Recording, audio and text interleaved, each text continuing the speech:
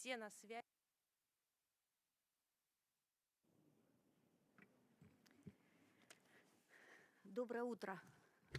Good morning, dear ladies and gentlemen, dear colleagues and friends. Today we have the session with a slightly provocative title, as it seemed to me when they were offered harmonizing the process of licensing, utopia or reality. It's, what is utopian about this in this pragmatic case when you need permits from a regulator, from a regulatory body? But the process is quite complicated, I should say, and requiring scientific knowledge, and it's quite hard for novices when you have to go through this process to get some permits. The process of licensing and the development of the legal basis are the key positions with regard to forming the structure of safety in a country which is building the first NPP or introducing new nuclear technologies. That's a kind of a thematic panel today, so let me introduce myself. I announced at the beginning what we are going to talk about. My name is Olga Lugovskaya. I'm the head of the Gosatomonadzor from the Republic of Belarus, representative of regulator. We have esteemed speakers here, leaders of the relevant departments and specialists in the implementation of new technologies and nuclear power plants construction. I would like to then to introduce those present. Ибрагим Tashkentbаев, Deputy Chairman of the State Committee for Industrial Safety from the Republic of Uzbekistan. Vasily Aksionov, Director of the Moscow Center, VAO NPP. Dr. Demirjan, nuclear power regulation, Turkey. Mr. Yukos, Vice President, nuclear energy, Hungary. Dr. Samir Shatan Alak Suleiman, Chairman, Regulatory Body, Nuclear and Radiation Safety, Egypt. And Dr. Haq, also online, Chairman of the Regulatory Body, the use of atomic energy, Bangladesh, and Alexei Ferapontov, who is here with us live, Deputy Chairman of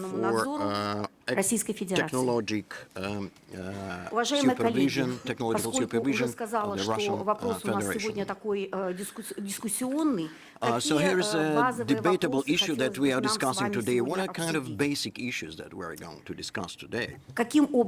How a country supplying technologies when it comes to the country which is going to build a nuclear power station can adapt itself and how it can organize good interaction with regulatory bodies which are newcomers to the country, representative organizations that build their normative base and offering their requirements, relying on the requirements of the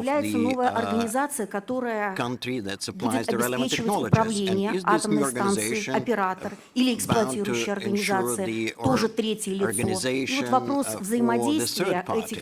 So the question of interaction between these three subjects, three bodies, is really quite complicated because we need a harmonic understanding how we can streamline the infrastructure, ensuring the commissioning of a difficult, complicated facility like this. Let's start with you, Ибрагим Аргашевич.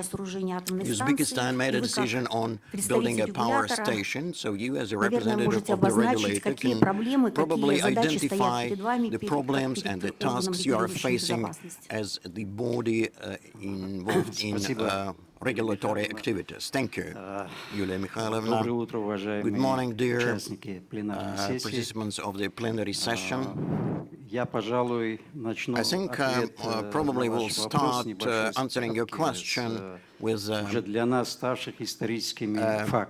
comment regarding some historical facts. In 2017, presidents of the Russian Federation and the Republic of Uzbekistan symbolically launched the project on the construction of the NPP in our republic. In September 2018, an intergovernmental agreement was signed between the two countries on cooperation in the construction of NPP in Uzbekistan. So within this context, the nuclear power plant of the third plus generation with BBR reactors and power units 1.2 gigawatt each were planned. So in total more than 4 gigawatt.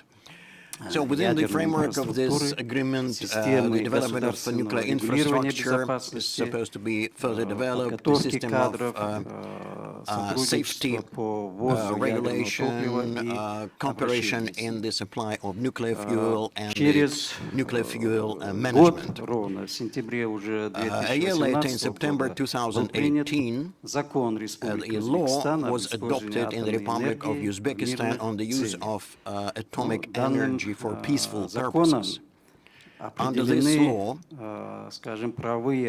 the legal guidelines were laid down for the state policies in the area of nuclear energy usage, and the bodies of state power and the relevant agencies were identified, including the legal basis for licensing procedures, state supervision, and assessment of these activities.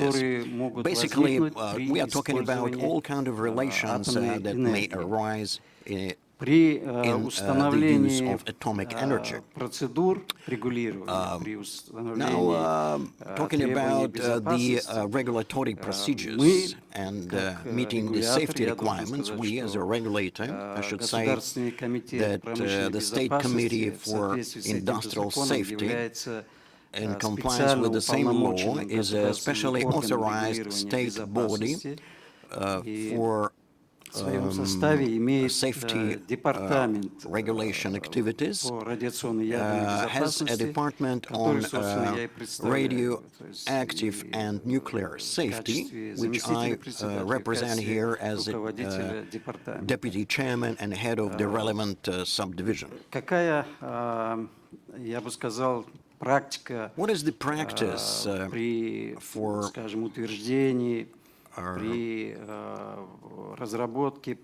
the approval and preparation of such documents, for the commissioning and for implementation of the safety standards in our republic? What we are trying to do right now, we are in preparation of such standards and rules. We are trying to take into account the recommendations and standards issued by International Atomic Energy Agency, suppliers of nuclear technologies. We study the experience accumulated by countries using nuclear technologies, not only the countries which have such ample expertise in that, but also the experience of NPP operation in some other countries which may go a little bit ahead.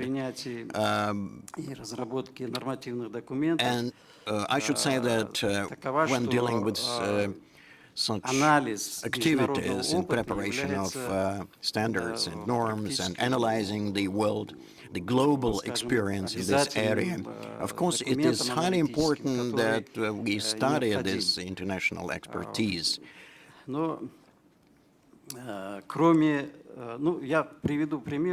Let me cite a few examples. In 2020, we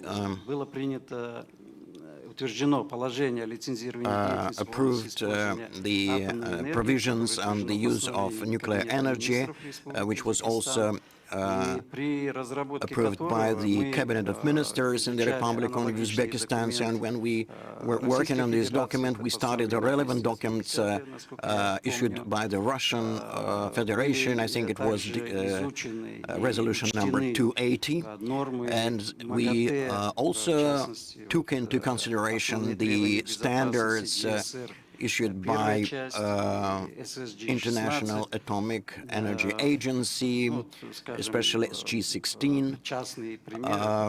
Now, specifically, citing these examples, when, for example, an entity submits an application for licensing, there must be grounds to determine the safety of the relevant facility. Apart from regulatory documents and legal acts, Uzbekistan is trying to make its contribution into the activity, the international activity towards higher level of nuclear safety. We are participants of two international conventions, the safety in the treatment of nuclear materials and the management of nuclear waste and radioactive waste. Alongside these documents and this activity, we have prepared 4 proposals which have been already submitted to our country's leadership regarding joining the International Convention on Nuclear Safety, the Convention on expeditious communication in case of emergency situations and nuclear facilities, and the Vienna Convention on civil responsibility for any damage as a result of nuclear accidents.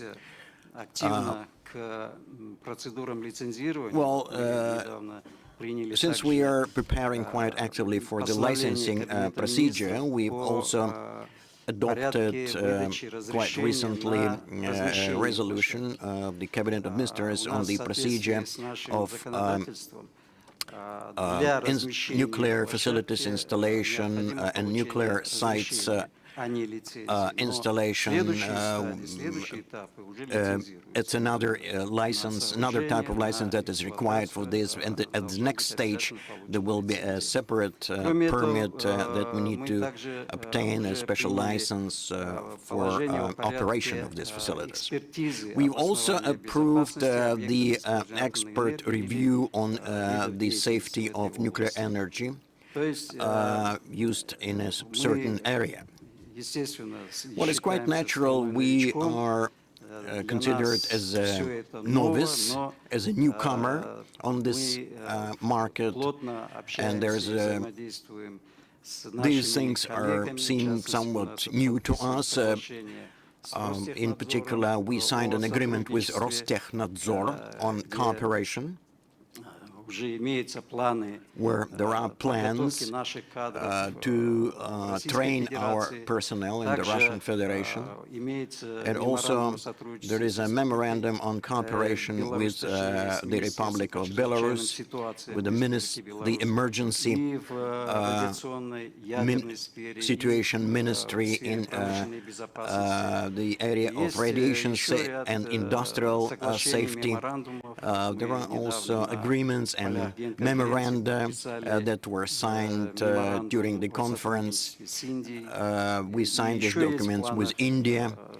There are also plans to further cooperation with other countries, and because this is quite interesting to all of us and is quite useful. So as a newcomer on this market, we are supposed to ensure the implementation, the accomplishment of these safety tasks. So that's about all. Thank you. Thank you, Ибрагим. Юлия Валентиновна, я не представила Черняховскую, sorry, но поскольку она является идейным вдохновителем сегодняшнего мероприятия, я посчитала, что все ее знают, поэтому извините, ради бога, Юлия Валентиновна. Sorry, Юлия Валентиновна Черняховская, Deputy General Director on Nuclear Infrastructure, Rosatom Service, who is the ideologically inspired our panel discussion. So now let's go over to our second speaker, here, head of the Moscow Department of the World Association of Operators, Vasily Aksyonov. So my question to you is as follows: how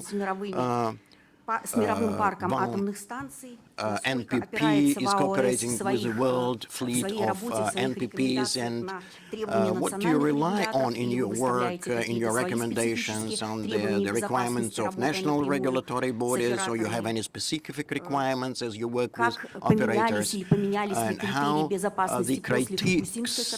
safety criteria have changed after the Fukushima accident, and what kind of task you're facing in this context, especially as regards the newcomers in the club of nuclear powers. You already scared the audience, by the way. We do not have requirements, and it is written in our mission that we must promote the safety measures in the operation of NPPs. What we do actually, we just accumulate positive experience and practices. We go to different sites and prompting people how to better implement the best world practices. So we have high respect for supervisory bodies, but we are not a supervisory body ourselves. Well, I remember the commander of our Northern Fleet said at one of the meetings, we defend democracy, but we do not practice it in the army. So now a few words about our activities.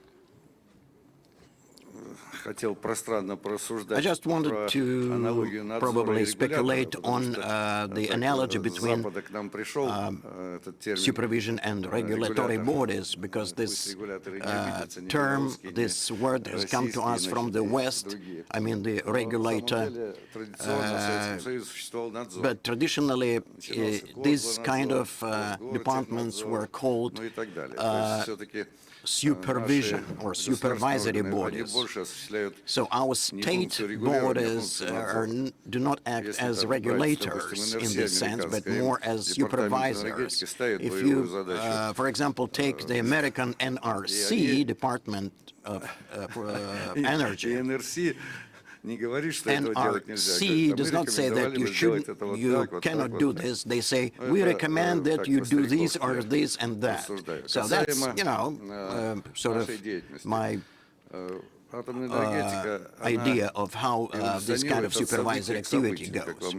As you know, the nuclear energy safety goes from one accident to another accident. When something happens, everybody begins to think it over. We need to teach operators. Then they waited but after Chernobyl, our world organization was set up in 1989 with certain conclusions made from that. And the culture of safety, the safety culture, the new terminology that was introduced in this area, in this context, is not from technical literacy, but the safety culture. You're aware of this.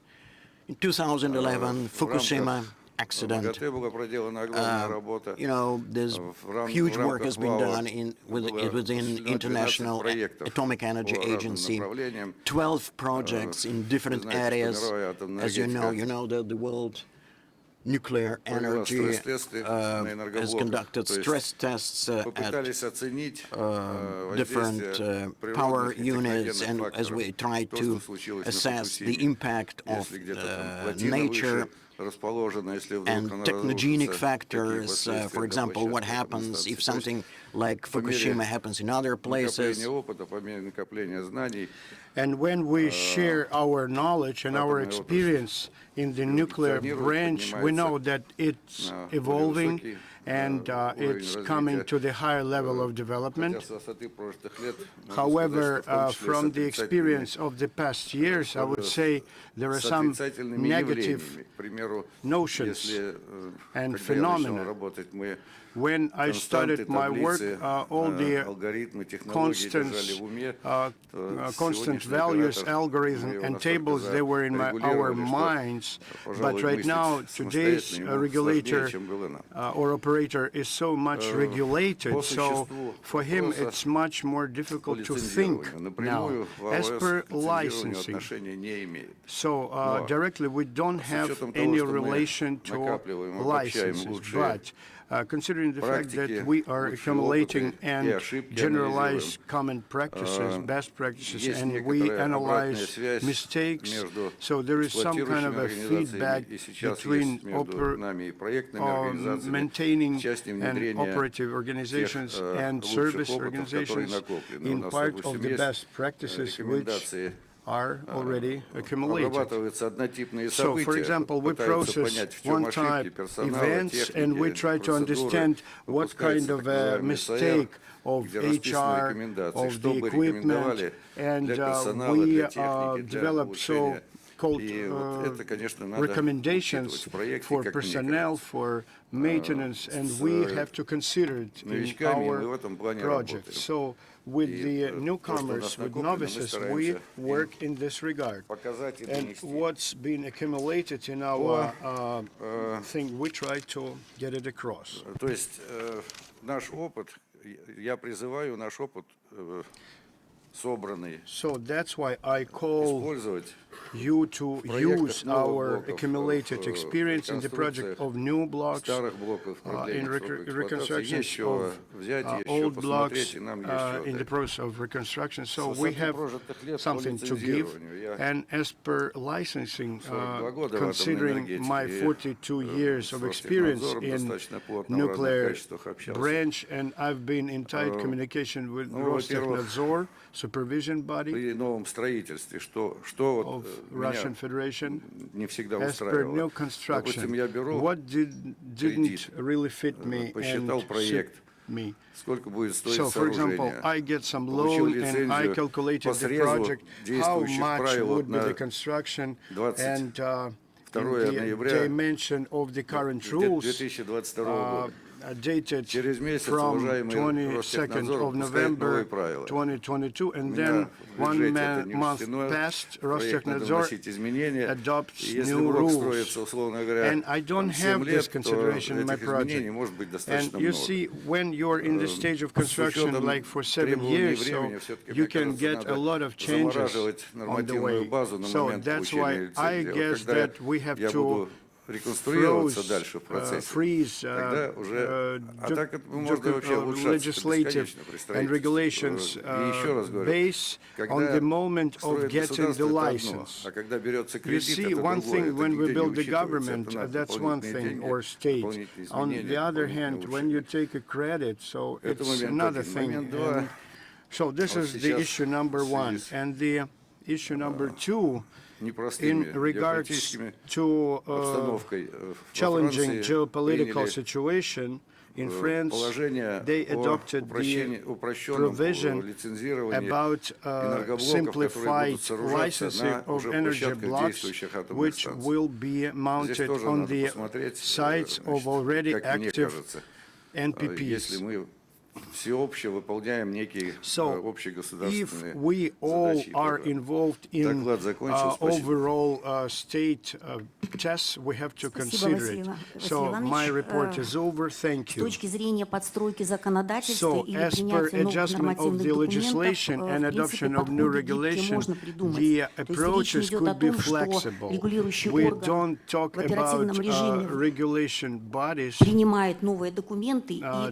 adopt new documents, and instantly they require to input those changes in some construction works. Он должен быть внедрен, он Of должен course, быть the project should be осуществлен в полном implemented объеме, and но тем не менее feasible in full эксплуатирующей scope. организации, However, оператору нужно начинать думать, operation, как же все-таки переходить на новые operative требования безопасности. organizations Поэтому, should в принципе, think how существует и to переходный этап. Он может быть достаточно switch to долгий. new Вот вы norms говорите, of safety, законсервировать and или this установить term эти of требования и не transfer трогать их could be после pretty получения long. You say лицензии. to preserve the Возможно, да, с requirements точки and then зрения don't touch внесения them изменений в конструктивные какие-то from the элементы. period of getting Но процесс license. должен Yeah, продолжаться, maybe поэтому, в to принципе, some это extent, but you готовится see, the переходный process период, should be устанавливаются going определенные on, подходы should для go того, on, and we чтобы prepare организация, some эксплуатирующая, approaches оператор for подготовился к the принятию решений operator о повышении уровня безопасности to своей атомной take станции. Поэтому вот, decision to наверное, такой increase the подход более level of гибкий тоже safety of нужно its NPP. So думать, that's why как this использовать. flexible, Это такая agile реплика. Вот, approach should be опять used. же, So that's my по-крестьянски. remark. So Я in получаю Christian way, лицензию и you see, обязуюсь за 6 лет соорудить I'm энергоблок. getting license, Договариваюсь and с then I надзором, со have всеми. Вот obligation если я в 6 to лет не уложился, build energy то на block in 7-м 6 году years. So if тогда надзор меня уже I'm может заклевать out по of полной the схеме. То есть, ну, timeline, so then какие-то вот Ростехнадзор всё-таки could договоренности должны, kind как of мне eat кажется. Я me не как by официальное лицо, я bit by как человек, bit который некоторое on the 7th время year. работал в So атомной энергетике. you see, достаточно I've been плотно. working in this sphere for a Абсолютно с long вами time, согласна. and I've seen a lot. Договоренности есть, I их agree нарушать with нельзя. you completely. Но There are нужно agreements, искать and you способы shouldn't принятия решений violate для them, but повышения you уровня have to безопасности. seek the Только об этом method идет how речь, а не to take загнать decision to страну increase the поставщика level of технологий safety, not и to строителей run в такие рамки, которые, в принципе, неосуществимы. supplier or counterpart in such a Юлия Валентиновна, вам framework which слово. are not Вопрос feasible at all. может быть понятный для вашей организации, Юлия поскольку Валентиновна, you have the Росатомсервис, floor. организация, которая Rosatom Service is the выходит organization вместе со which страной на новые рынки и comes into предлагает new инструменты и markets подходы together к with the формированию country and инфраструктуры offers some tools страны, to сооружающей shape атомную станцию. Какие infrastructure инструменты вы предлагаете, of какие the подходы country предлагаете? which builds Чем можете быть NPP. What полезным? kind of Спасибо. approach could you offer? How can you be useful in this regard? Thank you very much for your question. You see, the question of nuclear infrastructure followed all international projects of NPP construction, and starting with the first international contract, Bogunitsi. Since then, we've been dealing with the assistance of regulation basis and HR, service education. We didn't have such a term back then like nuclear infrastructure, but International Atomic Agency, you see, shaped this concept. It was like nuclear renaissance era, as they called it. And in 2009, they created first international agreement where nuclear infrastructure should have some kind of a framework basis for the main technology, whether it's a NPP or reactor. And then our company was appointed as the branch industrial center to assist and to collaborate with international foreign partners to develop competencies and expertise level of different employees in international institutions, and not only to deal with operator. And since 2018, we have been a secretary between Rosatom and Rostechnadzor organizations in part of synchronizing the efforts as per interaction with international partners. As our friend Alexei Victor says that the airplane can fly using only one wing. So we have to collaborate with two parts. So that's why standards of safety of IAEA is in accordance to our work. So that's why on the platform of International Atomic Agency, we promote comprehensive approach of State Corporation Rosatom to assist different branch of infrastructure, whatever is out of the border of the object, whether it's the system of treating radioactive waste. You see, we can assist to develop how to deal with nuclear fuel or emergency readiness. So all those aspects which are including the notions of nuclear branch are actually included in the package from our side. So that's why our company could be this one single window which helps your international partners. Also, we collaborate with young, skilled talents, and we teach international students on nuclear infrastructure. Besides fundamental knowledge in the sphere of nuclear physics and technologies, the guys could get the knowledge in comprehensive way, and I have to admit, you see, when we test students and we ask them who will issue license, no student could respond the right answer. Now, sometimes they say, well, they say Rosatom or something else, but I'm telling them, you have to read the instructions and the manuals about that. And we have special program of ambassadors of nuclear infrastructure, we call them like that, and we attract active foreign students which are in apprenticeship course in our place, and then they come back to their countries with new understanding of this industry.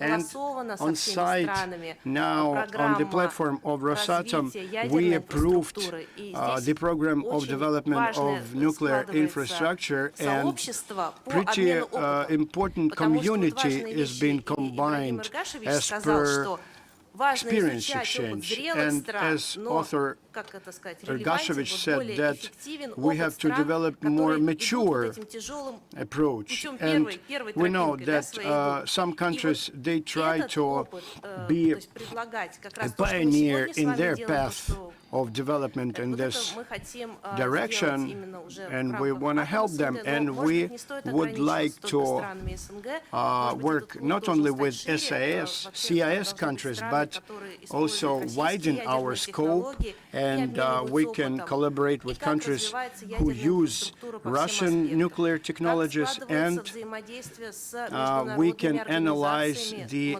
interaction with international organization, how they prepare the sessions together with the International Nuclear Agency. So, you see, we can see our experience in that direction. And in May of the next year, I want to declare we will have a forum on atomic safety, and so we invite everyone to this forum.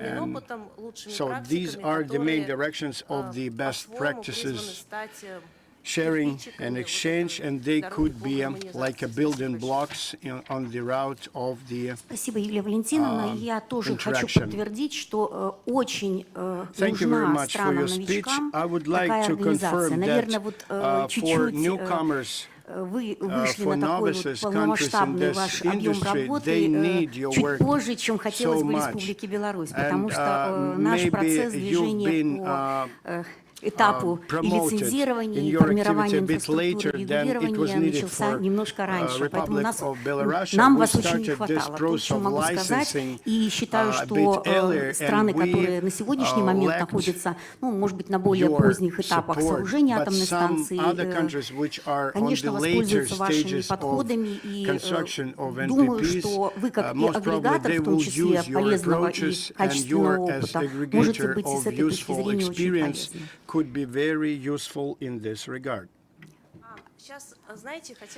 You know, I would like to find out from our dear moderator, Olga Mikhailovna, can you share your experience? How did you manage to Спасибо license за the вопрос, first Юлия Валентиновна. atomic Ну, я, наверное, не буду такой MPP большой in детализации Belarus? делать, You know, поскольку I won't go уже into 15 лет за detail плечами about с that момента because образования I've Госатомнадзора got как 16-year регулирующего органа experience Республики Беларусь. in Поэтому, the sphere может быть, of даже такое скажу licensing ключевое слово, которое вот хотела бы, Republic of чтобы Belarus. вы Maybe I почувствовали адаптивность. То есть вот я уже sound говорила про this гибкость подходов, key но и адаптивность. term То есть получается, что adaptivity. I was действительно talking about каких-то flexible четких approaches, инструментов, четкого but as per понимания, как пройти по adaptivity, этому пути, чтобы было you see, эффективно to для всех get сторон. very То есть clear регулятор, он же не является toolkit жестким to цензором, use который different устанавливает требования, sides ну, in на this наш regard. You взгляд. see, То есть мы regulator старались все-таки is not a strict вносить body who would такую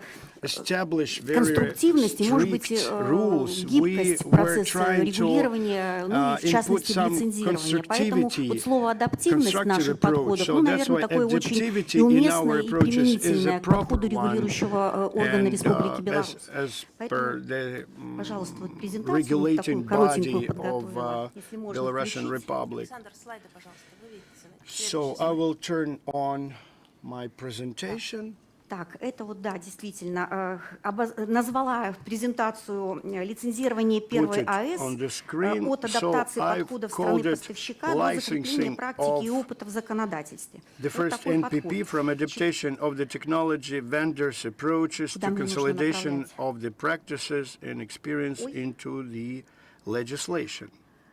Ну, условно можно разделить наш подход к So, проведению лицензирования, conditionally если уже не speaking, we говорить о can, том, что мы split лицензируем, our естественно, approach все in этапы stage жизненного by цикла stage Белорусской атомной станции, level, лицензировали, включая because и we размещение licensed different stages двух of энергоблоков. NPPs, В целом можно, including наверное, на 3 location этапа of two поделить. То есть первый этап power – это blocks, so we can фактически split it in 3 levels. So the first прямое one применение is российских direct нормативных документов, что usage было of разрешено Russian законодательством Республики framework, Беларусь regulatory при установлении framework, требований. То есть, по сути, мы which was ориентировались на proper for российские Belarusian документы, нормы, Republic. So правила, that's why и сам лицензионный Russian процесс, в общем-то, documents он тоже were был выстроен с our учетом benchmark административных процедур и documents. подходов So we should have Ростехнадзора. considered Следующий этап, условно можно сказать, это Russian experience, уже and the применение next stage этого was подхода на нашей бренной deployment земле, of то this есть в very Республике Беларусь, approach с подстройкой, с in установлением конкретных country требований with the каждому этапу, adjustment подэтапу лицензирования. И and вот, with может быть, на этапе выдачи лицензии fine-tuning на of every sub-level and level of был licensing, предпринят and on первый вот the такой шаг level of детализации самого construction, этого we процесса. То took есть the first речь шла о step, чем? Что мы не detalization лицензировали и не выдавали or лицензию на сооружение, а peculiarization of выдавали every ее step. двухэтапно. То есть у So нас we получилась tried to первая issue лицензия, the по license сути, in two она stages, касалась in two выдачи разрешения на steps. сооружение фундаментов и So the оснований, как мы ее first обозначили, was, и она the, касалась скорее более глубинному license изучению for той the доказательной construction базы, of the которая была foundation. предоставлена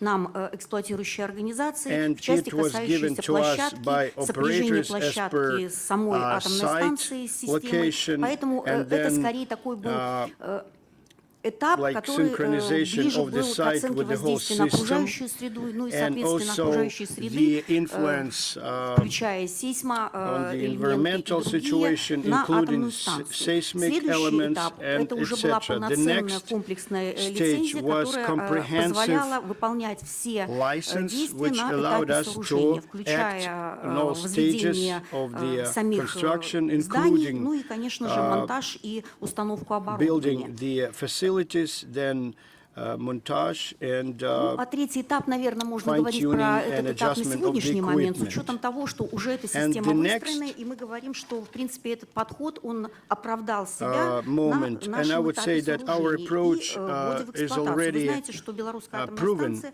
получила лицензию на промышленную эксплуатацию в мае прошлого года, и в июне прошлого года Этот in процесс May начался, то of есть the станция у last нас year, целый and год then уже in June we эксплуатировалась и даже started вышла our в плановый process of предупредительный ремонт, то operation. есть произошла And первая топливная кампания. even На этом we слайде made хотела one показать maintenance campaign, фактически два and блока so I лицензиатов у would нас есть. like to Конечно же, show you с two учетом blocks Венской of конвенции и требований МАГАТЭ о licensees. полной и So, as всеобъемлющей per ответственности the эксплуатирующей requirement организации за of свою деятельность, international генеральная лицензия, главная agency, основная лицензия – это лицензия Белорусской so атомной general станции. license Однако is мы the license лицензируем of и the другие Belarusian организации, участвующие, соответственно, power в процессе station. And of сооружения course, и we ввода в license эксплуатацию. other Ну и здесь я вот organizations из which этого participate блока in the process of наших construction. лицензиатов хотела бы And so, выделить блок in our block of организации генерального licensees, подрядчика. То I есть would это like to фактически работы set на aside the block сопровождение of the ввода general станции в contractor. эксплуатацию на всех этапах. Соответственно,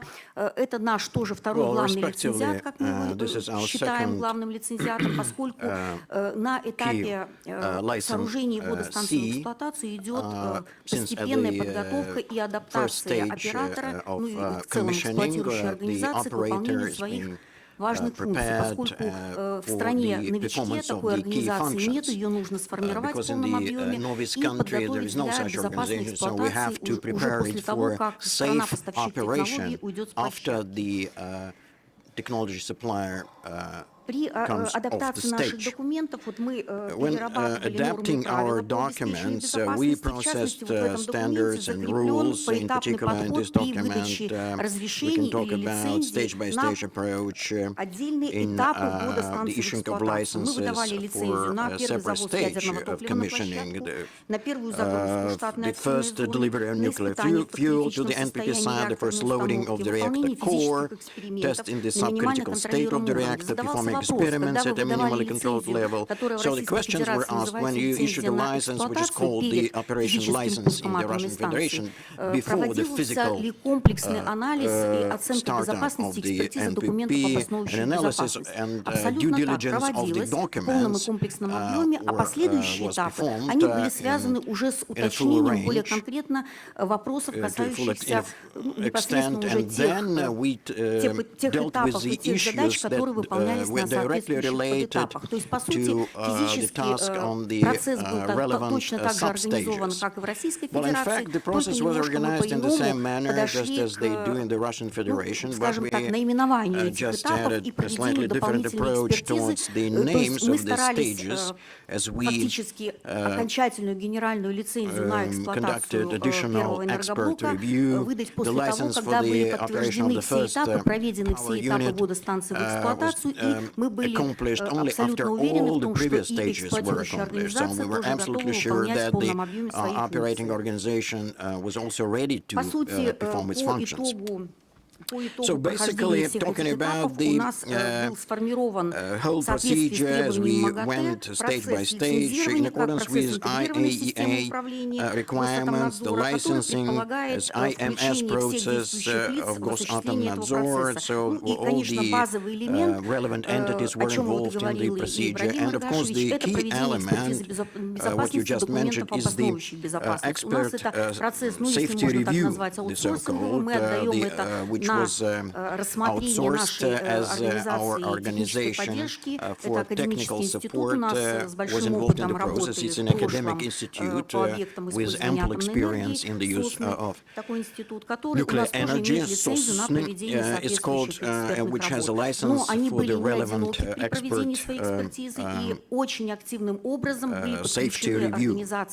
And also there were other organizations from Rostechnadzor, the Russian Federation that provided expert support to our experts so as to do the safety review in a full range. Well, of course, some methods were not used by our specialists because they still do not have this skill for a comprehensive methods, comprehensive approach.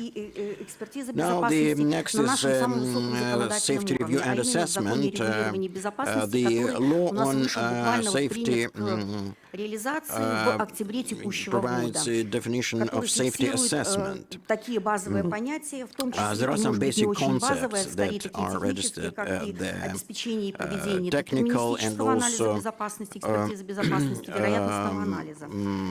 В целом, весь этот подход по факту после прохождения всех этапов лицензирования белорусской атомной станции первого энергоблока, по сути, получил закрепление в нормативных документах, начиная с самого высокого уровня закона о регулировании безопасности, как я уже сказала, вступившего в действие в октябре текущего года, так и на уровне документов, которые уже зафиксировали как установившаяся практика, соответствующие наши подходы при проведении экспертизы безопасности и в целом лицензионного процесса. И в целом я хочу сказать, что вот, хотела бы обратить внимание вот на такие базовых тезиса, что ли, которые в целом описывают наш подход при проведении лицензирования первого энергоблока Республики Беларусь. Закрепление в законодательстве поэтапного подхода лицензирования и, можно сказать, такого дифференцированного подхода в этой части, регулирующей деятельности. Абсолютно важный, исключительно важный элемент — это теснейшее взаимодействие со страной поставщиком технологий, как базовый принцип работы на всех этапах сооружения и ввода в эксплуатацию. Речь идет не только о Ростехнадзоре, который нам обеспечивал безусловную регулирующую поддержку, но и генеральный подрядчик организации системы Росатома с учетом того, что передавался опыт, понимание технологий. Вместе мы прошли процесс стресс-тестов. То есть на этом этапе как раз вот я опять возвращаюсь к тезису тому, что выставляются новые требования безопасности и требуют, в том числе наши европейские партнеры на тот момент, но и по линии МАГАТЭ, чтобы эти требования тоже внедрялись и выполнялись. В рамках стресс-тестов, несмотря на то, что этот процесс у нас проходил на этапе сооружения атомной станции, внедрялись новые подходы, даже новое оборудование поставлялось с учетом того, что эти требования были уже зафиксированы these requirements were already recorded in the IAEA documents and the EU documents, although it was voluntary. So we nevertheless went through this. And the third key point is a step-by-step approach to becoming an effective operating organization. At all stages, transfer of experience, knowledge and responsibility from the country that supplied technology to the younger organization, operator. Процесс становления будет и очень сложный, и практически, наверное, неосуществимый. Вот что я хотела сказать. Спасибо большое за внимание. So that's basically all I wanted to say. Thank you very much. Я приступаю к модерированию. Уважаемый доктор Демирджан, большое значение. У нас с вами тоже есть тесное взаимодействие, мы обмениваемся опытом. У вас уже свой опыт организовался. Будьте добры, расскажите, как этот процесс реализуется. Can you tell us about this process in Turkey, please? Good morning. Доброе утро, дамы и господа.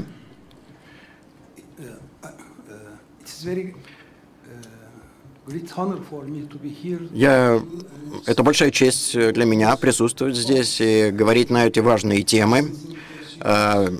Процессы лицензирования очень важны для всех стран. Пожалуйста, позвольте мне выразить мою высокую оценку организаторам этого форума. Прежде чем мы начнем обсуждать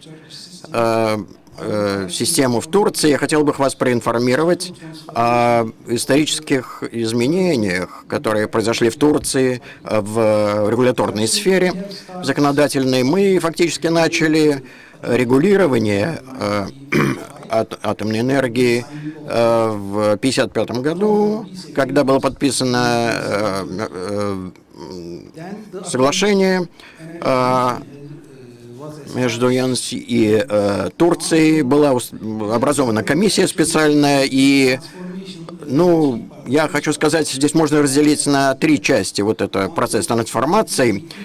Сначала процесс шел до 80-го года, когда комиссия проводила исследования реакторов и, собственно говоря, исследовала воздействие от этих установок на стране. Первый законодательный акт был опубликован в 1980 году, и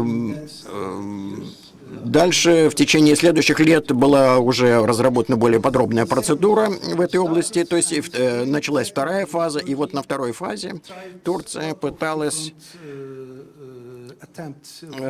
несколько раз предпринимала попытки, так сказать, запускать и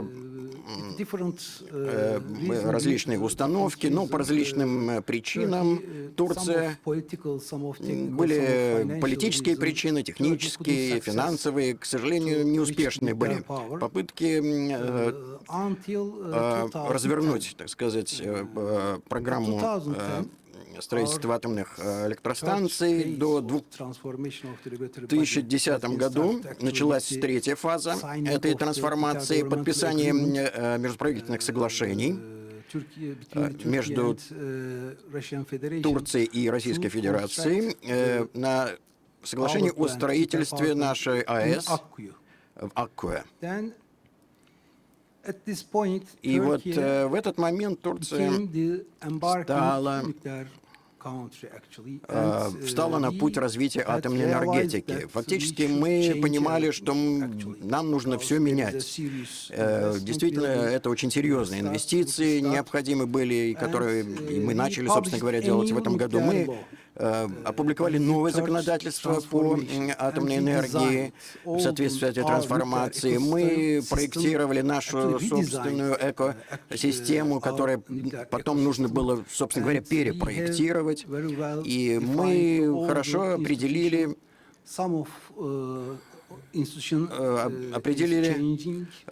так сказать, какие изменения необходимы институциональные. И вот в 2010 году, собственно говоря, была создана такая вертикально интегрированная структура в этом секторе. Это означает, что законодательные органы в то же время отвечали и за реализацию проекта. И вот с 2010 года мы разделили эти законодательные вопросы, то есть была специально выделена действующая инфраструктура, и начали и организовали новый орган, который регулировал применение атомной энергии. Это уже было в 2018 году. И вот во время этой фазы мы начали, собственно говоря, уже фактически эксплуатацию АЭС Аккуе,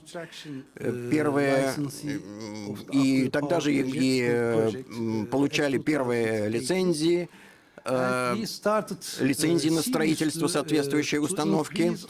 Далее мы начали целую серию подготовки документов по расширению мощности, поскольку сотрудники, которые работали в этих законодательных органах, они довольно успешно работали для того, чтобы законодательно закрепить все вопросы, касающиеся безопасности этого проекта. И мы организовали работу таким образом, что 150 сотрудников были командированы за границу для того, чтобы получить дополнительное образование, дополнительную подготовку по этому вопросу.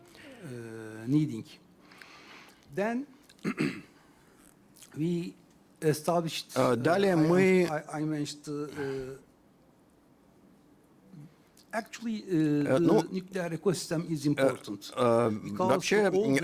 вообще вся эта работа была имела крайне важное значение, потому что мы, естественно, думали много об ответственности этих организаций, об их правах. И законодательные органы, как мы поняли, должны также нести ответственность за реализацию соответствующих проектов. Вопрос ответственности очень важен был для нас. Начиная с процесса лицензирования, Фактически мы начали, когда мы начали этот процесс, мы принимали во внимание, соответственно, рекомендации МАГАТЭ по безопасности и по процессу лицензирования и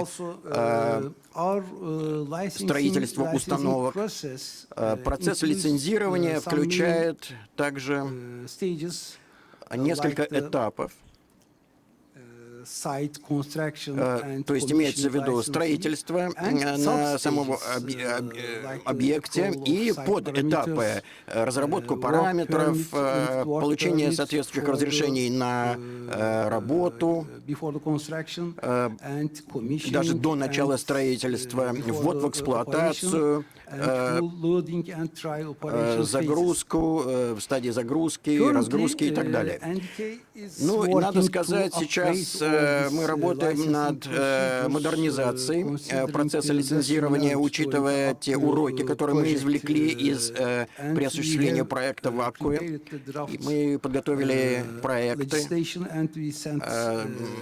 законодательных актов по лицензированию, куда включили все комментарии, которые мы получили от заинтересованных сторон. И официально это все было официально опубликовано, и мы таким образом смогли применить, соответственно, все предложения, высказанные по этим вопросам. Но чтобы достичь, так сказать, идеального состояние в этой области, все зависит здесь от взаимодействия между компаниями, между поставщиками и законодательными органами, особенно на ранних этапах проекта. И мы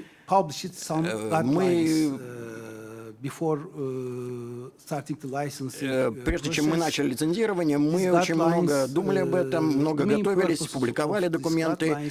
И надо сказать, что основная цель наша заключалась в том, чтобы гармонизировать всю эту работу наших сотрудников, чтобы они могли лучше оценивать ситуацию и могли сравнивать свою работу, так сказать, с установленными мировыми стандартами. И мы старались сделать таким образом, чтобы документы, которые подавались на лицензирование, максимально были отработаны в них вопросы безопасности, и чтобы, соответственно, органы, которые этим занимаются, несли максимальную ответственность за эту работу. Второй момент, который я хотел бы отметить. Мы должны обеспечить соответствующую оценку в соответствии с задачами, возлагаемыми на процессе лицензирования. И одна из целей, собственно говоря, это независимость. То есть я имею в виду, что оценки должны быть независимы от каких-то органов экспертных, чтобы быть успешными. Кроме того, мы разработали более 10 рекомендаций касательно авторизации, предоставления полномочий соответствующим организациям. Мы готовили новые документы по АКУЭ, по проекту АКУЭ. И мы готовили рекомендации по каждой фазе подготовки и ввода в эксплуатацию этого объекта. Конечно, некоторые вопросы, касающиеся законодательных моментов, очень серьезны, действительно, потому что ядерные технологии это соответствует, требует высокий уровень ответственности от всех вовлеченных в процесс. Поэтому лицензирование очень важно для того, чтобы продемонстрировать безопасность инвестиций для инвестора.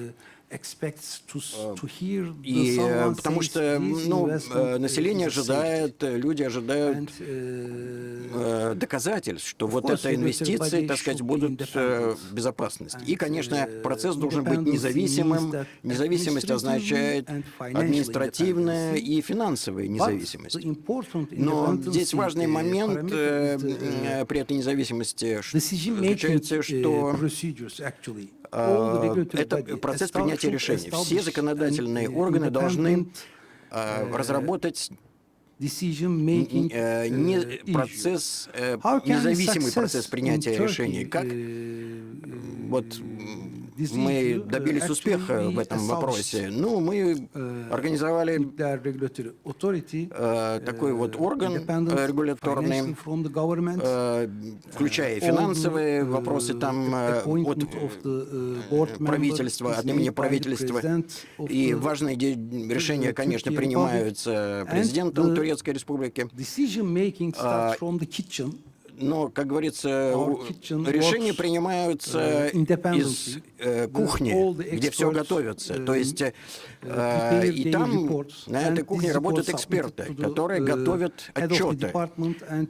Есть глава департамента, глава отдела.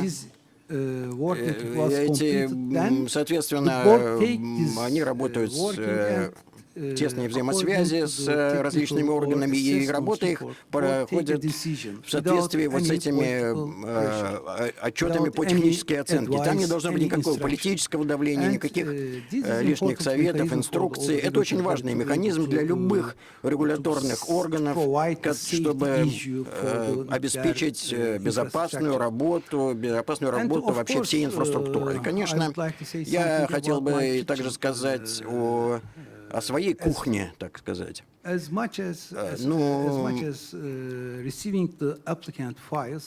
Значит, когда мы получаем заявления от заявителей, получали такие заявки, мы организовали рабочие группы. В нашей кухне, я имею в виду, и с нашей стороны, скажем, по капитальному строительству, электрические системы, приборное оборудование, управление и так далее, по приборному и инструментальному контролю. Вот все эти рабочие группы, они собирают информацию, документацию, которая содержится в этих заявлениях. И аналогичная группа была организована также и в самой компании. Они начали взаимодействовать между собой, и они делились опытом, естественно. И эта рабочая группа... Эта рабочая группа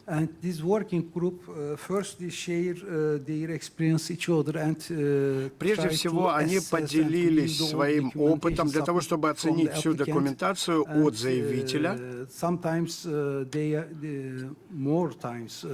И иногда, и даже довольно часто, довольно много собраний, встреч проводили с самой компанией, с ее представителями, и обсуждали все эти вопросы, и для того, чтобы понять, насколько понятен вопрос безопасности. И мы также установили другую систему, которая собирала все эти типы информации из компаний. И когда компания завершает этот процесс, тогда экспертная команда готовит специальные отчеты, и они предоставляют их главе департамента, который... И у нас есть главы групп, главы как бы экспертных групп, департаментов, которые уже обсуждают независимо эти вопросы, и потом предоставляется NDK, и это потом подготавливает решение, отчет для решения Совету NDK, и потом этот совет проводит заседание, обсуждает все детали и решают, насколько работа была завершена департаментом, и здесь довольно серьезное решение принимается, и потом это решение напрямую уже отправляется в компанию. На самом деле, это живой процесс в реальном времени в Турции, и, конечно, довольно сложно отрегулировать все вопросы, но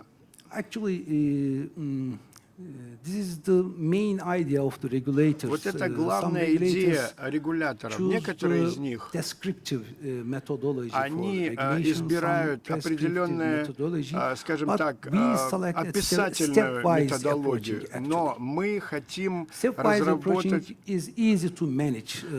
определенный пошаговый подход. То есть это довольно легко для управления как надзорным органом, так и заявителю.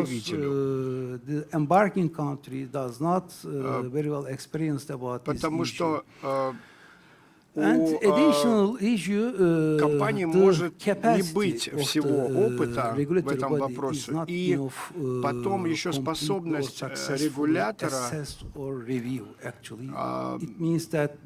иногда может сделать всю работу по оценке, а иногда привлекает внешнюю техническую помощь. И мы организовываем решение и техническую поддержку. И в 2019 году мы стали ответственным как регуляторы по нуждам, касательно аналитики, проверки, консультирования, других вопросов, которые напрямую относятся к регуляторике, атомной программы энергетической. И с этой помощью мы можем приводить этот сервис в NDK,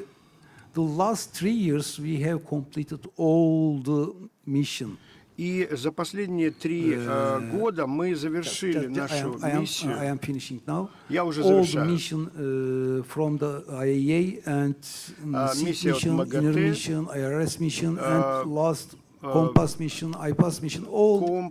миссии по названиям Компас, АРС и так далее. То есть, и в наше время мы пытаемся внедрять еще другие миссии. И, конечно, мы будем продолжать этот весь процесс. И в конце своей речи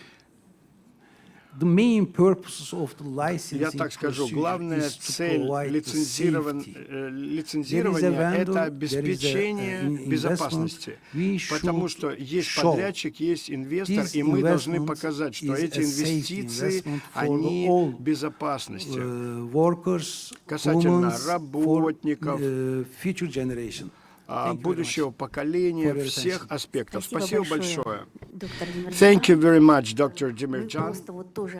And we also assessed and evaluated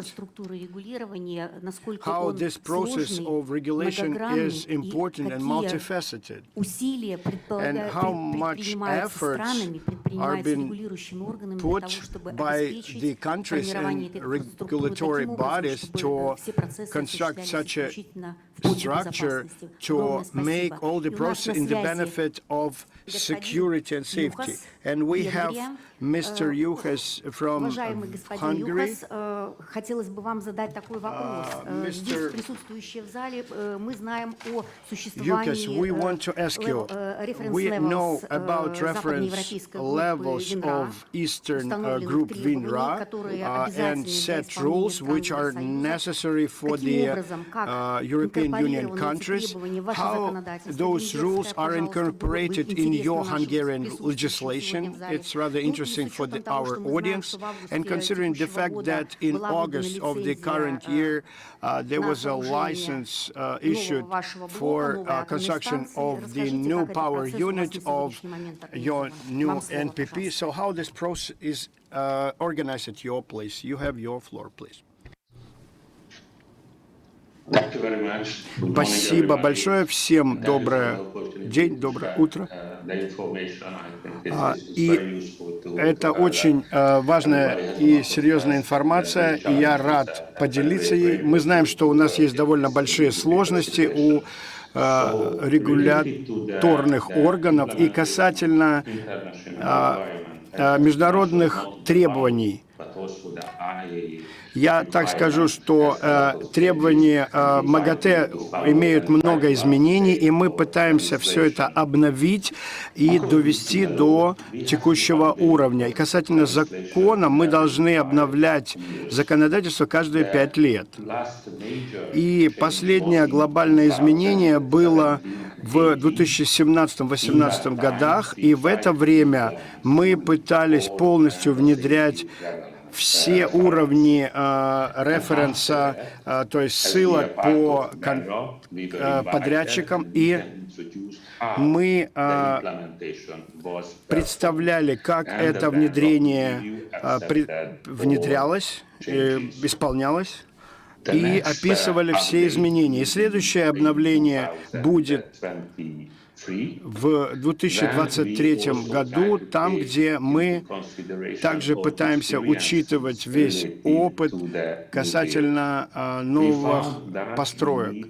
И мы выяснили, что нам нужно обновлять полную надзорную активность, чтобы инспектировать также третьи лица, стороны третьих лиц, все, которые вовлечены в процесс. И для обновления у нас есть определенная процедура,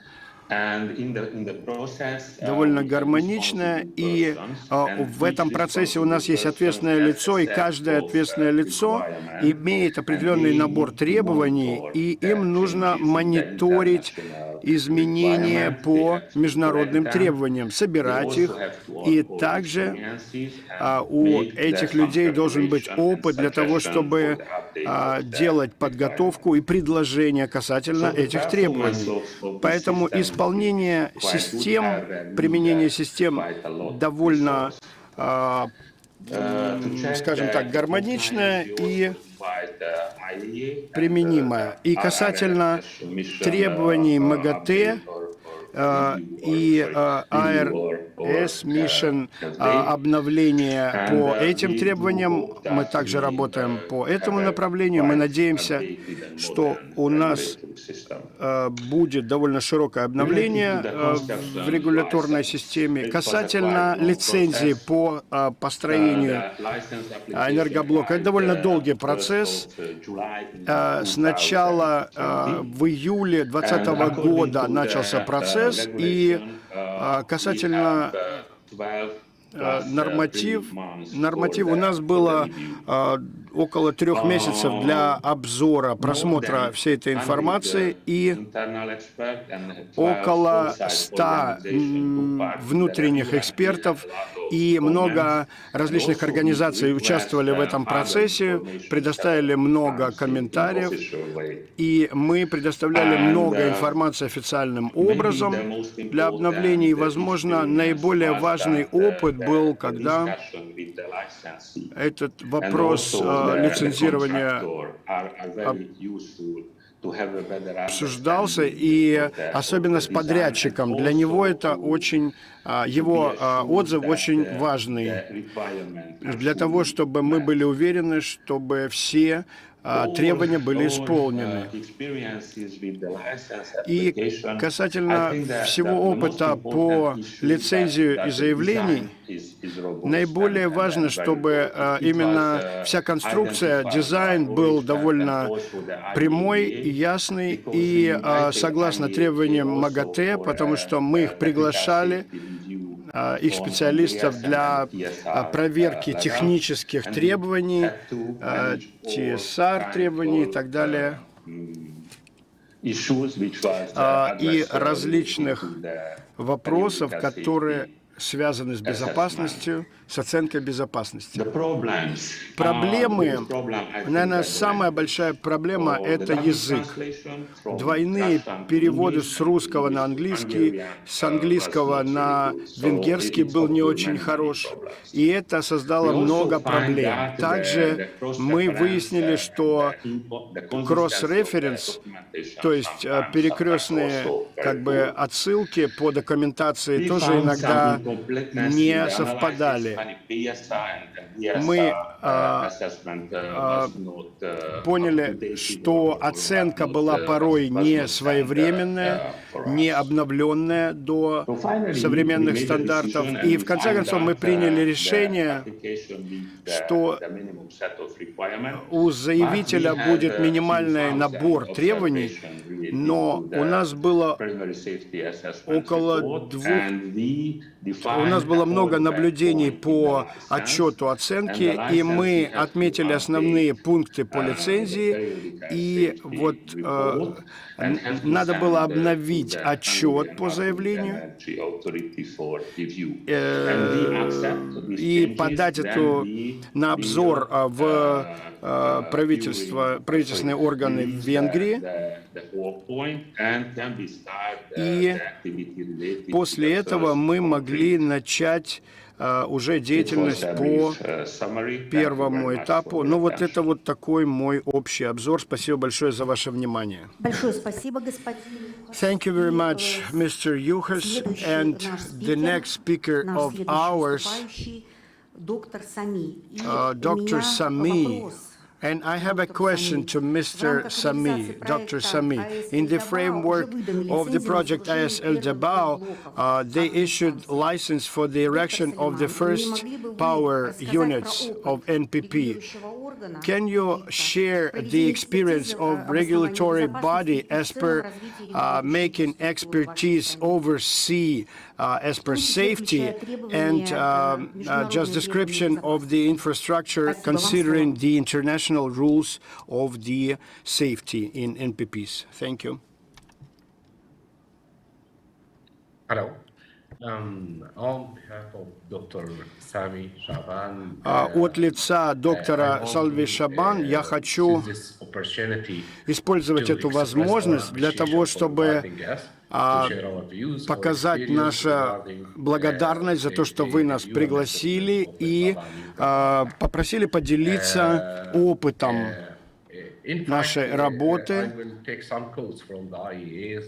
И я буду использовать некоторые моменты от МАГАТЭ по атомной безопасности. Прежде всего, Республика Египта использует определенную документацию по безопасности для того, чтобы заниматься ядерной деятельностью в Египте, как ответственность регуляторного органа и выдачу лицензий. В 2017 году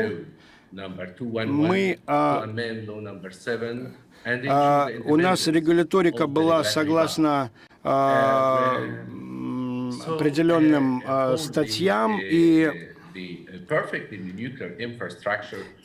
новая инфраструктура, для новой инфраструктуры нам нужна гармонизация, синхронизация между различными институтами, которые занимаются инфраструктурой, это и регуляторы, и подрядчики и так далее. И нам нужно также говорить о общей инфраструктуре. Это сотрудничество с международными регуляторными органами, другими странами касательно разных вопросов, когда мы можем делиться опытом и знаниями.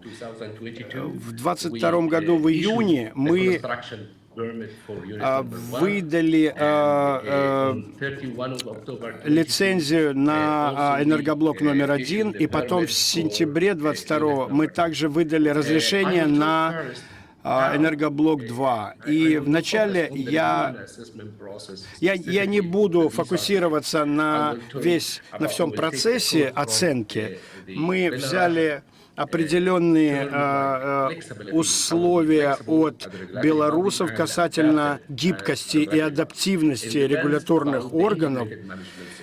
И это зависит от интегрированной системы управления, как коммуницировать с другими органами, странами, со страной-подрядчиком, с Российской Федерацией. И они помогли нам интегрировать эти компоненты во всю систему управления, чтобы мы могли достигнуть наших стратегических целей. И на самом деле у нас есть опыт в построении наших мощностей, и мы пытаемся управлять всеми нашими доступными ресурсами, включая наше сотрудничество с экспертом, сотрудничество с регуляторными органами, и мы пытаемся использовать все доступные ресурсы, чтобы работать в рамках всей документации для успешного проекта. По Эльдобан АЭС. И как страна-сотрудник в этом проекте мы получаем все необходимые знания, которые нужны, и мы пытаемся сформулировать один большой проект, который будет использовать все доступные ресурсы, наши мощности, внутренние способности и наш план для строительства, наш экспертный уровень, чтобы мы завершили нашу задачу, достигли нашей задачи и стратегических целей. Гибкость и адаптивность интегрированной системы менеджмента зависит от того, когда мы сможем использовать правильные навыки в правильное время. И работа, которая была сделана в проекте Эльдобан, это как работать с регуляторикой в правильное время и как делать работу по оценке в правильное время. Ну и фактически гармонизация, о которой мы говорим, процесс лицензирования зависит от многих факторов. Но по нашему опыту я могу сказать, что мы знаем, что сотрудничество между различными организациями позволяет нам делиться знаниями в нужное время и также достигать достижать целей. Многие организации во всем мире, такие как и МАГАТЭ и другие, они поддерживают наш интегрированный рабочий план, сотрудничество с МАГАТЭ, особенно Ростехнадзор, от которого мы также получаем поддержку.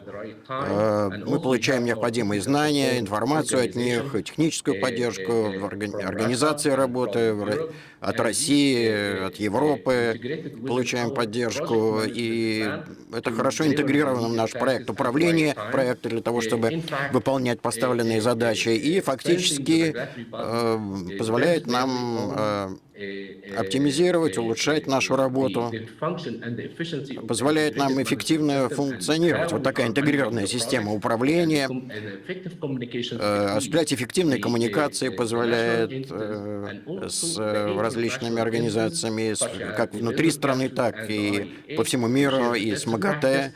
Мы делимся наилучшими практиками на ежедневной основе. Спасибо большое. Спасибо, Thank you very much, Dr. Sami. Next question is to our next speaker, our participant from Bangladesh. I would like to give the floor to Dr. Mazamel Hakum. My question is as follows. We know that there is a construction of 2 power units of NPP underway, so we would like to ask you to tell us, since the licensing process is in full swing now, please can you share your experience in the regulatory infrastructure and the licensing? Please, the floor is yours. Thank you. Спасибо. Доброе утро, уважаемые участники. Я очень рад присутствовать,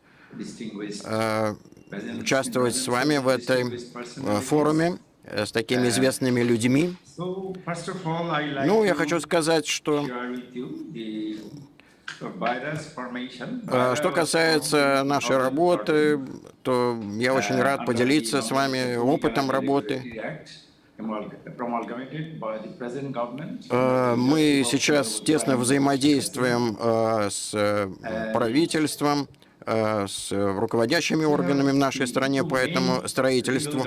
У нас 2 основных юридических документа, собственно говоря, которыми мы руководствуемся. Это касательно безопасности ядерных электростанций и процесса строительства.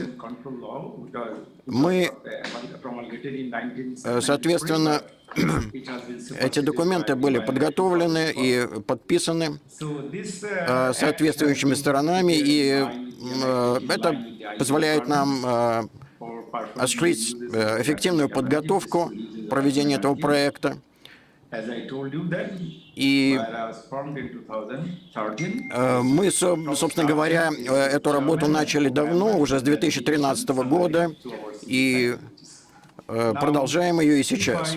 Ну, надо сказать, что процесс лицензирования идет, продолжается сейчас, и это очень важная работа для всех нас. Сюда входит лицензирование, проектирование, строительство, соответственно, ввод в эксплуатацию и вывод эксплуатации. Все этапы, необходимые для осуществления надлежащей эффективной работы. Здесь в работу вовлечен Национальный институт, занимающийся проектированием, также организации, которые занимаются подготовкой документов. У нас есть партнеры и в других странах, и мы готовим все документы. Эти документы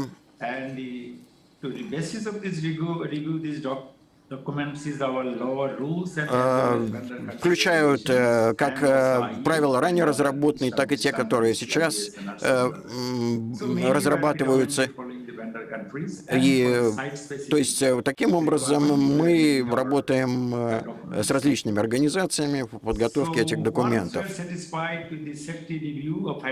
Значит, что касается обзоров по безопасности, то здесь работают специалисты из разных отделов, и они также помогают нам в процессе лицензирования. Мы знаем, что у нас 18, собственно говоря, таких организаций, которые по всем аспектам лицензирования, собственно говоря, нам помогают. И здесь большая очень работа ведется, и здесь можно говорить о различных этапах, которые включают работу, которую еще в 2016 году вели эти организации. Ну и что касается лицензирования объекта, строительства, то здесь много очень работали технические специалисты, и здесь большая помощь была оказана вот соответствующими техническими институтами. Здесь технологические линии, когда разрабатывались, также это было включено в эту документацию.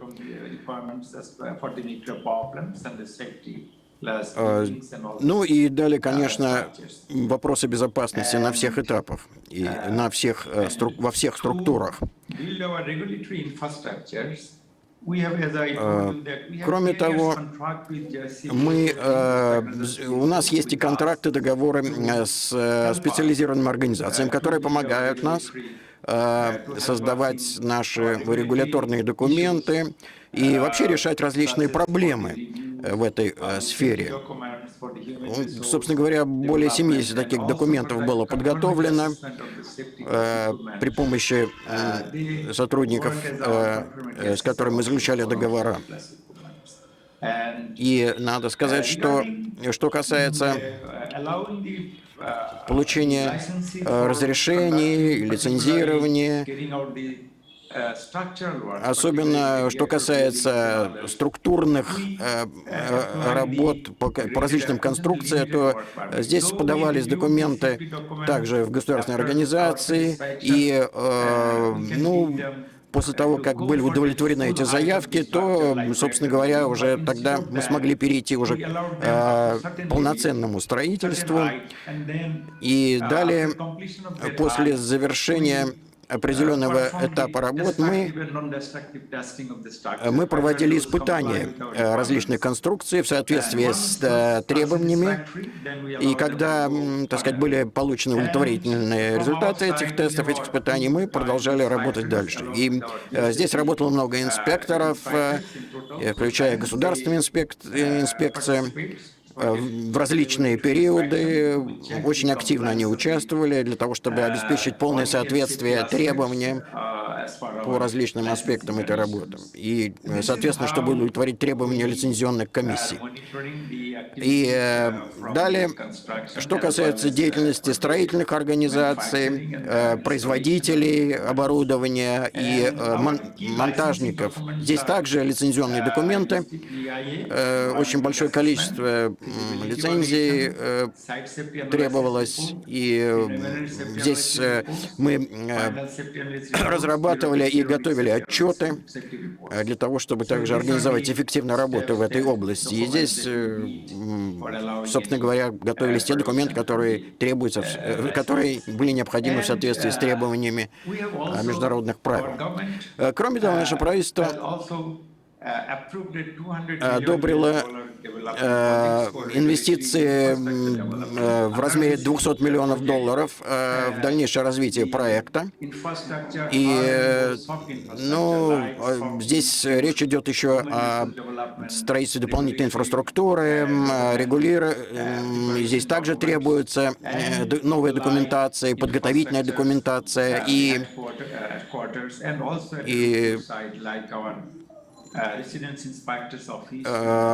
здесь также требуется участие инспекций, работа инспекторов дальнейшая для запуска и для ввода в эксплуатацию этих новых объектов инфраструктуры. И здесь активная работа наших регуляторных органов, соответственно, проводилась, которая также решала совместно с нами эти проблемы возникающие. Ну и у нас 3 компонента здесь важны: финансовая, правовая независимость и техническая независимость, которую я хотел бы особо отметить при этой работе. вообще при принятии каких-то решений, касающихся утверждения, одобрения лицензий. И здесь, конечно, никаких компромиссов невозможно. Действуем в рамках законодательства, но надо сказать, что решения принимались на основании взвешенного научного подхода, но были определенные ограничения, которые вводились государственными органами, но, тем не менее, нам помогали органы преодолеть эти ограничения, и таким образом мы движемся вперед. Сейчас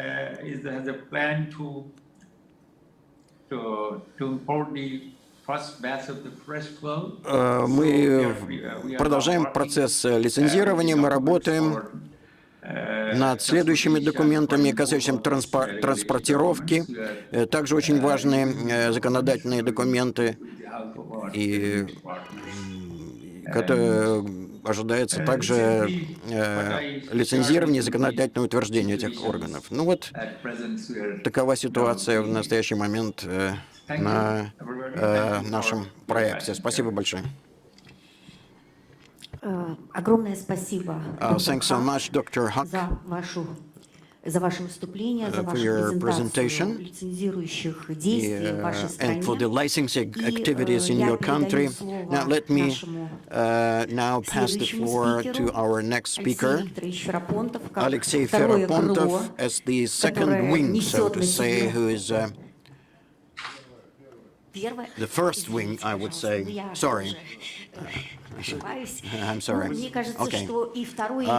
But I think we're probably both the first and the second wings. Both are important. So the floor is yours, Alexei Viktorovich. So if you could tell me how you, as a regulatory body of the vendor country, as you interact with the regulators in the countries, recipients of those technologies, how you manage to acquire, to score experience in licensing processes, how you use the expertise from organizations that you work with, how you use while interacting with us, with regulatory bodies from the vendor countries. Thank you, Olga Mikhailovna, dear colleagues. I will try to be as brief as possible. The story of harmonization in regulation started a long time ago. First, it was a Lockheed Association. There was a Cardell group set up at that time where designers, engineers got together, and they're trying to agree on the NPP design in such a manner so they could be built not only with participation of the vendor countries, but also using the subcontractors from other countries. And then the designers realized that they will not be able to go ahead without regulators, and they organized another venue, another site, which was based on OECD agency, which was called DEP. I think that was probably the best site, the best experiment to ensure rapprochement between different regulatory bodies. So there were several working teams there, and each team presented its own design of NPP that they were going to build, and which was designed. This is a 3+ series generation, AP1000 real project, and then Toshiba project, or 10 project, which did not go through, unfortunately. So one of the work teams was the VVR work team, which exists until today. Today, BEPS has been upgraded and reduced somewhat in size, but the work team has managed to achieve certain objectives. So what were the results of these work teams? Is the so-called composition. They managed to share, to work out the common position of regulators from the countries where NPPs are already under construction or where at least a decision has been made to build an NPP. So the common position regulators, they make common decisions on the relevant sites, relevant venues, to go ahead, including safety issues during the licensing process and so on and so forth. So I think that was the most successful harmonization in this context. Today, just in June this year, a new initiative was launched by Director General of IAEA, Grossi, with respect to the upgrade of small monoreactors. So we believe they will probably go in the same way, but it's not easy to ensure that all the regulatory bodies work jointly together in these projects. Well, those who are aware of Russian technologies, there are norms and standards called OPB, the nuclear safety rules, you're aware of that. So in our documents, there are different technologies in different applications, as you know. So you cannot mix steel technologies with, say, for example, water energy carriers. So there can be similar requirements for liquid reactors and high-temperature gas cooled reactors. So now, talking about harmonizing the licensing process, we should bear in mind that as we try to license the new approaches when countries build their NPPs, if we talk about PVR, this should be PVR. If it says still fuel element, you know, that should be still, so that metallic. So anyway, it takes time so as to set up a new team on the site. Since I'm from Russia, let's take as an example the project on the basis of Rhythm 200, the ground-based project. 6 reactors who are installed on the icebreaker ships today in the Ural icebreaker. They raised the flag, and it will probably start from St. Petersburg to Murmansk in the first route of this icebreaker ship on this type of reactor, and as they are planning to create the nuclear power station, a ground-based nuclear power station of a similar type. And they already have a mandate to go ahead. It's the kind of a document which I mentioned, a common position document issued by the group. So there's no need to explain why it is used by the relevant country, because they have a mandate for this. That's what I wanted to tell you about. So I would like to urge everyone to set up their own working groups on the DEPS site. Thank you, Alexey Viktorovich. We have exhausted our agenda. The speakers have made their presentations. Will perhaps those who are present here want to make their comments. But since we there was a kind of contradictory statements that we mentioned here, reality and utopia. But I think most speakers were talking about positive things, harmonization from the viewpoint of common approaches. The basis is the same, the operation of such facilities for the benefit of our countries, interaction, cooperation, and search for mutually acceptable solutions, flexibility, taking into account the national specific features and structures. So thanks a lot to everyone, to all speakers. So if anyone wants to say something, to make a comment, please, you are welcome, dear colleagues.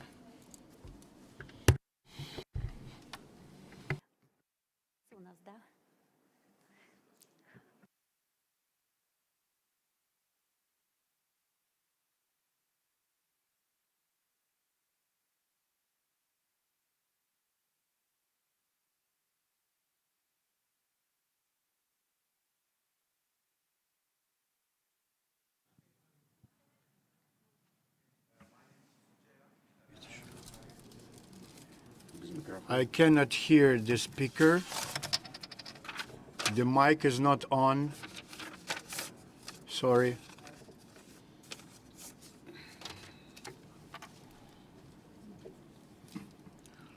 Should I repeat it? Okay. Oh. Okay. My name is Yusuf Çelen. Меня зовут Сучелин. Я из турецкой организации по поддержке. И мой вопрос технической поддержки. Прежде всего, я хочу поблагодарить за такую плодотворную сессию. Это была действительно очень плодотворная дискуссия. И мой вопрос к Ольге касательно процесса лицензирования, особенно на фазе ввода в эксплуатацию с пункта А0 до эксплуатации. Как вы работаете на этих фазах? Как я сказала, у нас процесс был запущен, то есть атомная станция. As I said, our process was launched and NPP got the license in June of the last year, license for safety, and you see 1 year passed, and forgetting the length of this process, I have to calculate it. You see, the physical commissioning happened in August 2020, and before that, documentation for getting licenses were sent to us like 1.5 years before that. So we were reviewing the documentation with the expert organization, and we were looking at the set of the complex of the documents, the whole set. So we looked at the whole comprehensive set of the documentation, and then you see, like physical launch, like commissioning is like 15 days, and then experiments about 1.5 months, and then next sub-levels with the reviewing of the documentation on the stage of the physical commissioning, we got some definite results, and then those documents went to the regulatory bodies, and then together with the expert organization, we checked them, and then we were receiving the decision considering all the inspection and reviewing of the documentation. Of course, it was made in short period of time, but we had pretty powerful support from our Russian colleagues, and if we have any questions, we ask for the assistance from our Russian party. So we're carrying on constant meetings like trilateral meetings, and of course we're talking about operator and contractor, and together with the design party, with Russian party, who explain all the details and of their approaches as per commissioning. So in short, that was our term of putting into commissioning and all the licensing. Could you please pass the mic over the gentleman over there? Thank you. Добрый день. Greetings to you, colleagues. Rusanov Dmitry, company Zaokvant, Yekaterinburg, Russia. So the question to Ибрагим Иргашевич, as per transportation of the hazardous cargoes of the 7th class of hazard. So right now we have a request from oil and chemical companies, and also as per medical companies in Uzbekistan, where they have special equipment for like emergency, and how to make disposal of Russian sources or making uses of.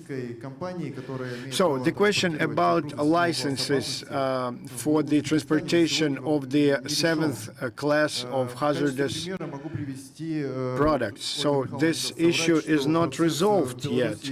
So, and Olga would prove it that the process in Belarus is pretty clear, transparent, and pretty convenient for all parties. And Russian companies are able to transport and deliver isotopic, radioactive products, even without sending some specific documents. Everything is made pretty smooth. So do you plan to implement any changes in the legislation of Uzbekistan for Russian companies to deliver those products of the 7th grade of hazard? Thank you very much for your question. Right now in Uzbekistan we have the decree of the government number 768 as per the sources of the radiation, and it's been issued to any judicial body or any company who is operating on the territory of the country of Uzbekistan. And just yesterday, my friend sent me the draft project of the document, and so we supposed to review this provision, and right now we prepared the project as per decree of the president, after which adoption we will also adopt some laws for licenses and also sub legal acts. So I guess that this matter will be resolved in the nearest future. But in general, as for transportation of the sources of isotopic sources, so we have the licensing for this process, and I know that there were some cases when foreign companies were just making some contracts with those legal bodies which have the license for the transportation of such products, and there are no problems whatsoever. But if we talk about direct contact with the international company and to make some kind of activity in the territory of the country by this company. So we can resolve this issue. So if you have any questions, please come by and we will help you out. Thank you very much, dear speakers. So we've been working pretty intensively, and we're a bit out of the timeline. And thank you to all participants. So if you have any questions of the working character to our speakers after they stop being speaker, and thank you very much for your participation. Oh, there is another question, last question from the audience. We cannot reject them. Please. Спасибо большое. Меня зовут Петрина.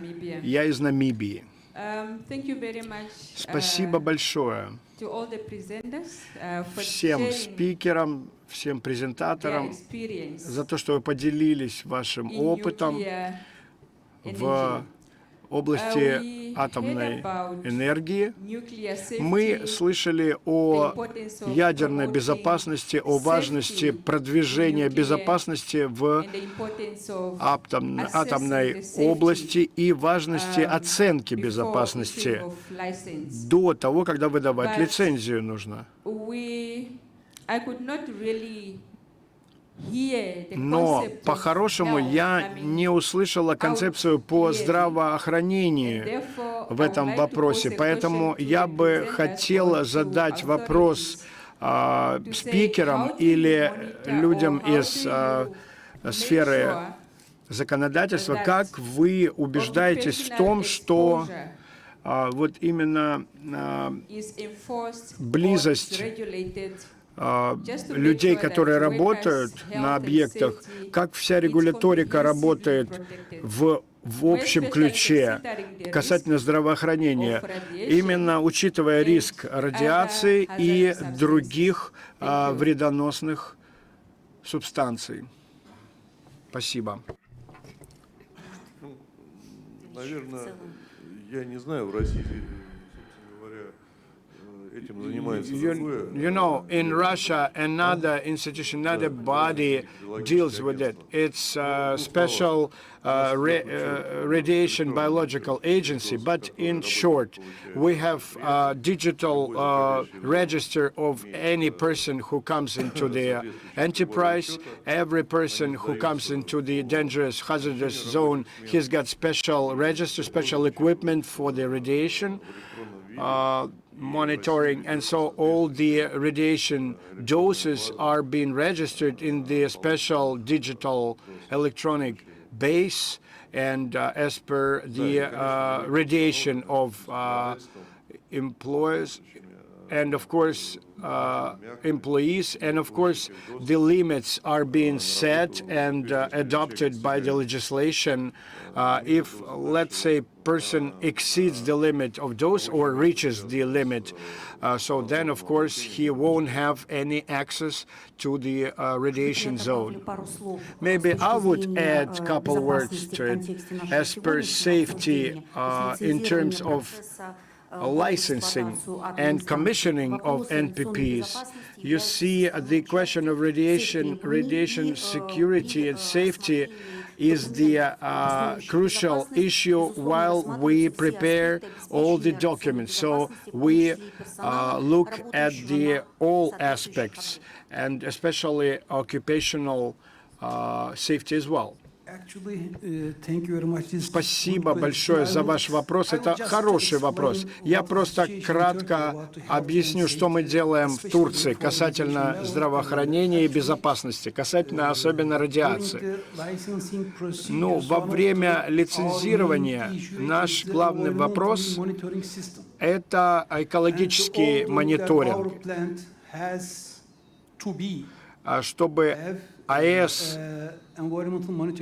имел эту систему экологического мониторинга, начиная с энергоблока, чтобы были все внутренние пространства, потому что наш диаметр в Турции 20 километров вокруг АЭС, то, что должно мониториться очень сильно по радиации.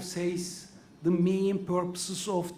главные цели NDK – это защитить людей, работников и будущего поколения касательно радиации. Это наша главная цель.